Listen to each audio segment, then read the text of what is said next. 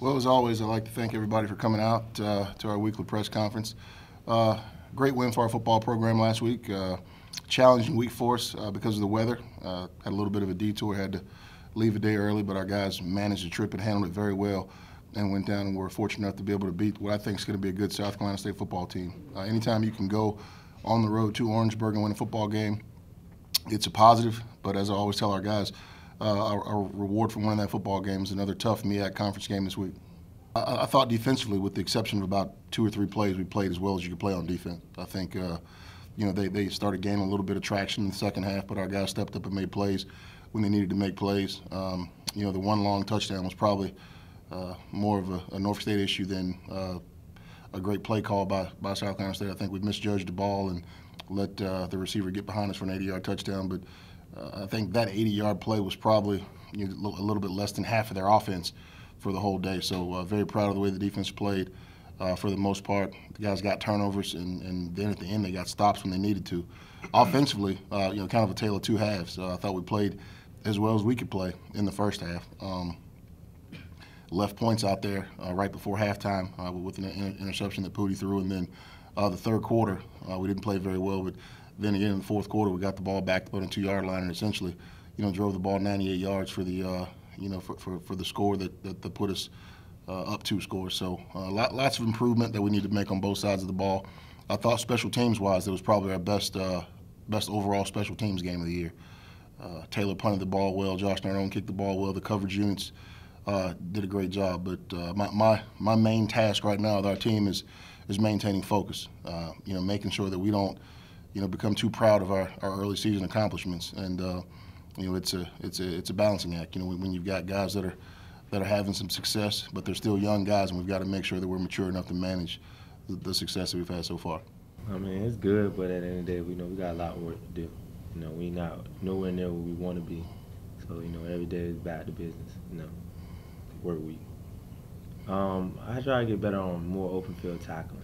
I think that was probably the weakness of my season last year, and also, being more familiar with our defense, in and out. I want to know what the D-line got to do. I want to know what the linebackers got to do so I can make them adjustments instead of coach always having to come on the field and do it himself. Well, as far as just film, you're watching film, and it's like for South Carolina, we know they ran a lot of zone read, and sometimes I point it out, and I tell the linebackers, watch out for that quarterback pulling the ball, that's your man now, Just little simple things like that help us down the road. Just getting open and catching the ball when we needed it, like on third down. We had a long one. I caught the one-hand catch. They had caught a flag on me, and we had lost a lot of yards. Then I came back in, and it was like third and long, and we got it back on a long pass. So, Well, he worked his tail off over the summer. If you look at the Virginia State game last year and the Virginia State game this year, that tells you who Isaiah Winstead has become. His first college game, he struggled. Fast forward a year, Virginia State had 6 or 7 catches. A lot of big plays versus those guys. A lot of big plays last week. Isaiah can be the best receiver in this conference. He's big, he's athletic, he's physical. He's got a mean streak out there, and we encourage him to keep the edge that he's playing with. If they're going to call pass interference on that, so be it. Make them call it, and we don't want him to be non-aggressive, and we're going to continue to target him, weekly as we do the other wide receivers. I think that the great thing about Isaiah is that he has a great group of guys that he's playing with. Marcus Taylor's in that room, Chuma Wana's in that room. Ant Williams, is in the tight end room. I think Pooty completed the ball to 8 or 9 guys last week. So we have the ability to spread it around, and people can't really focus on Isaiah, and we'll continue to give him the ball. Nhyre is a coach's son, so you can see it. You can see it in the way he prepares. You can see it in the way that he plays. He understands what our defense is doing. Sometimes in the past we've had to kind of back him off of trying to worry about everything everyone else was doing and kind of focus on what he needed to do. And I think he's improved in that. And as he said, he's tackling the ball better. He's got a knack for turning the ball over. So he's doing a great job kind of being the quarterback of the defense. In the 3 games that I watched, they kind of do a good job in adjusting to the teams that they play. Their coach do a tremendous job in game planning. They kind of just don't go out there and just run what they run. They got great players on the offensive side of the ball with the quarterback, number 5 and number 10, you know, they both split time, so you really don't know, you know, who's going to start. And, you know, we got to do a good job this week preparing for both of them. We don't know who's going to play, you know, honestly. And I think one thing that people take for granted is they running backs. You know, they got great explosive backs that can be home run hitters. So we got to ultimately stop the run first. And, you know, they got receivers that can catch the ball, deep ball. You know, they're taking good shots down the field. So we got to also stay disciplined on the outside and can't just get sucked in on the run. We got to do our responsibilities. They play a lot of man, and they not really too big. You know, take advantage of that. Well, you know, I think it's been key. I think I've got to do a better job of getting 5 the ball also. You know, we talked about that, you know, as an offensive staff. You know, I've got to make sure that Marcus gets his touches. But, you know, on 3rd and 7, you know, when you can throw the ball to Isaiah, you can throw the ball to Truman, you can throw the ball to your tight end. You know, Justin Smith came in and made some plays for us last week. So it's a great problem to have, you know, but we do need to make sure that we keep everybody involved and that we're constantly trying to do different things to keep defenses off balance. You know, Delaware State's a better football team than the record shows. You can see, you know, you can see the talent there. You know, as Nhyre said, they have several guys on offense that are capable of making big plays. You know, defensively, they do their best to try to confuse you. You know, they do a lot of different things on defense that you have to be prepared for.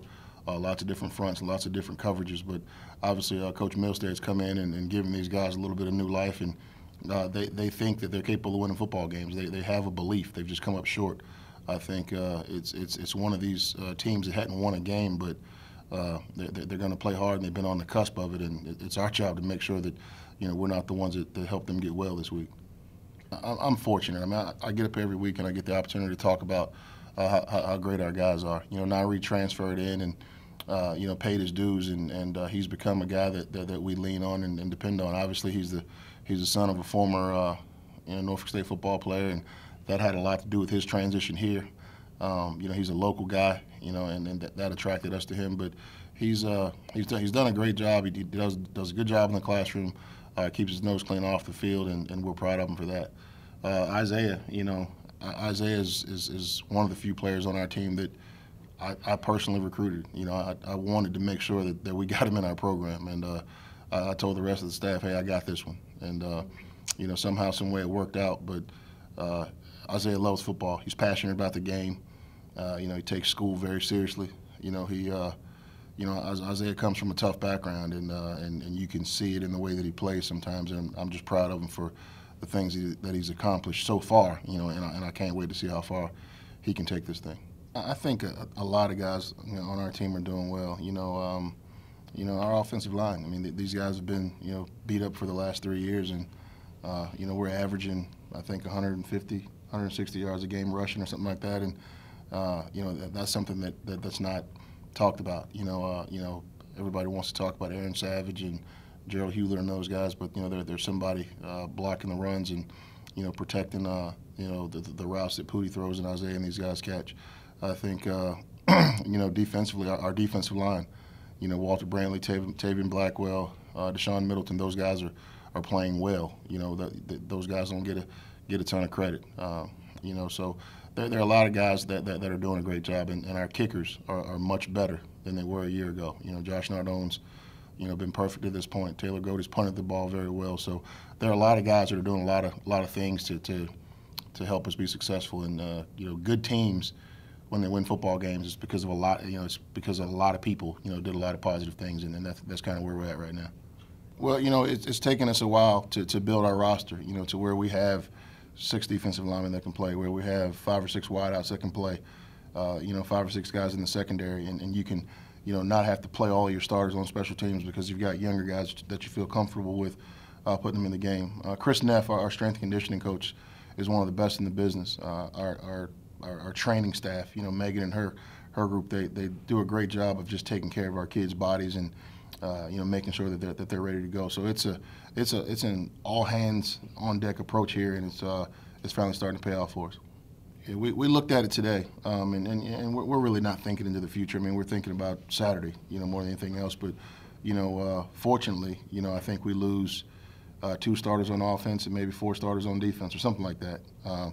And fortunately, the majority of these guys are back. But we're worried about Saturday, and we'll let the future take care of itself. Somebody said the other day that it's the first time we've ever been 2-1, around here since we've been here. And my response was that was last week. Our goal is to be 3-1 now.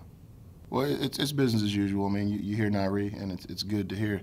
When the guys start to talk like me, then that lets me know they're listening some of the time.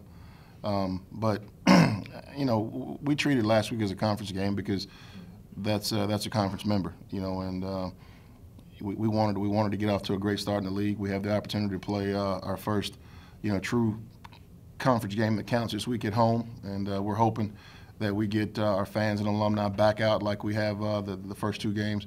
And just speaking to that point for a second, it's been great to see the support that our guys are getting around here. And I tell guys, hey, when you have success, this happens. So we want our students and our fans and our alumni and everybody to come back out and support us again this week.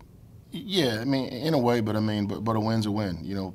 Obviously you wish it counted as a conference game, but for the reasons that everyone knows, it didn't count as a conference game. But I think it was important that we as a conference got together, and once our schedule had to change, we decided that we wanted to keep our games within our own conference.